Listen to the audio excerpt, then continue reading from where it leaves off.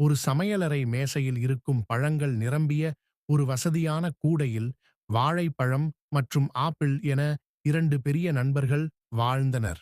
வாழைப்பழம் நீளமாகவும் வளைந்தவாறும் பிரகாசமான மஞ்சள் தோலுடன் சிறிய சூரிய கதிரைப் போல தெரிந்தது. ஆப்பிள் வட்டமானதும் பிரகாசமானதும் சிவப்பு தோலுடன் மாணிக்கம் போல பிரகாசமாக இருந்தது. ஒரு சூரிய கதிர்கள் பொழியும் காலை, வாழைப்பழம் மற்றும் ஆப்பிள் சமையலறையின் வெளி உலகை ஆராய விரும்பினர்.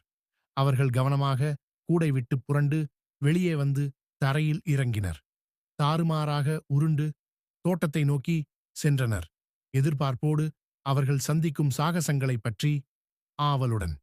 தோட்டத்தை ஆராயும்போது அவர்கள் அழகான மலர்கள், உயர்ந்த மரங்கள், மரமுந்தும் தேனீக்களை கவனித்தனர். எப்போதும் ஆர்வமுள்ள ஆப்பிள் சில ஸ்ட்ராபெரிகள் இருப்பதைக் கண்டு அவற்றின் அருகே உருண்டு சென்றது. வணக்கம், குட்டி நண்பர்களே, ஆப்பிள் மகிழ்ச்சியுடன் கூறியது. நாங்கள் ஒரு சாகசத்தில் உள்ளோம். நீங்களும் எங்களைப் போல உருண்டு வா. ஸ்ட்ராபெரிகள் சிரித்துக்கொண்டே சிறிய இலைகளை அசைத்தன. நாங்கள் விரும்புகிறோம், ஆனால் நாங்கள் உங்களைப் போல உருள முடியாத அளவுக்கு சிறியவர்கள், அவை கூறின. ஆனால் சற்று கவனமாக இருங்கள். தோட்டம் ஆச்சரியங்களால் நிரம்பியிருக்கிறது. வாழைப்பழம் மற்றும் ஆப்பிள் ஸ்ட்ராபெரிகளுக்கு நன்றி கூறி தங்கள் பயணத்தை தொடர்ந்தனர். அவர்கள் ஒரு சிறிய மலைச்சரிவில் உருண்டு கொண்டு களிப்புடன் சிரித்தனர். ஆனால் திடீரென்று ஒரு அதிர்ச்சியான சத்தம் கேட்டது. அது தோட்டத்தின் நீர்ப்புகை சிஸ்டம்.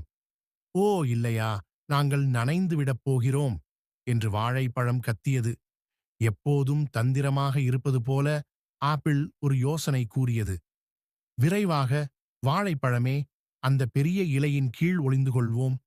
இருவரும் மிக வேகமாக உருண்டு பெரிய இலை கீழ் தஞ்சம் அடைந்தனர். நீர் அடியெடுத்து வைத்ததற்குப் பிறகு அவர்கள் சிரித்துக்கொண்டே வெளியே வந்தனர். தங்கள் முதல் பெரிய சாகசத்தை தப்பித்துவிட்டது என்ற மகிழ்ச்சியுடன் அவர்களின் மனம் உற்சாகமாகியது.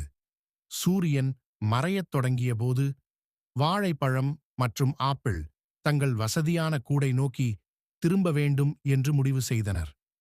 அவர்கள் மலைக்குச் சென்று சோர்வடைந்தும் மகிழ்ச்சியுடனும் உருண்டு சென்றனர்.